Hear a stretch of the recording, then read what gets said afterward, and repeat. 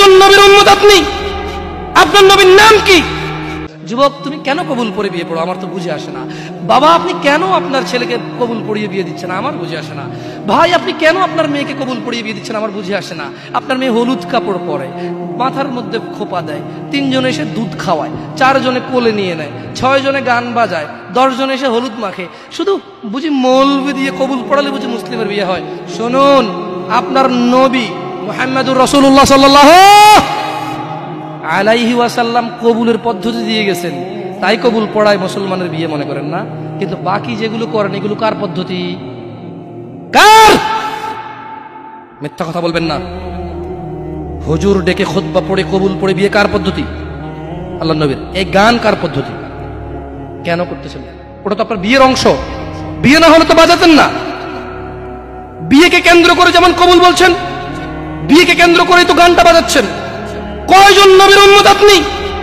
আপনার নবীর নাম কি?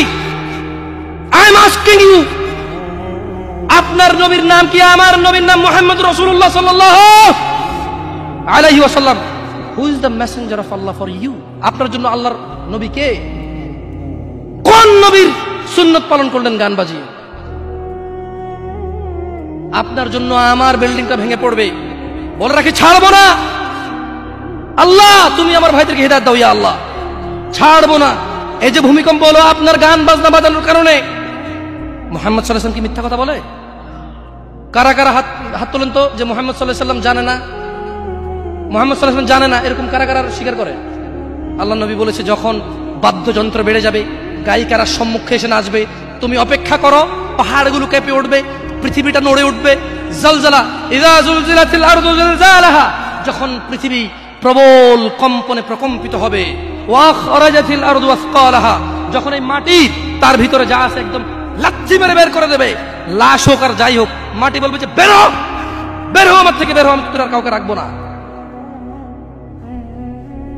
ওয়াকাল আল ইনসান, মানুষ বলবে মালাহা মালাহা, পৃথিবীটা কি হলো, এই মাটির কি হলো? কেন সে কবরগুলো লাশগুলো বের করে দিচ্ছে?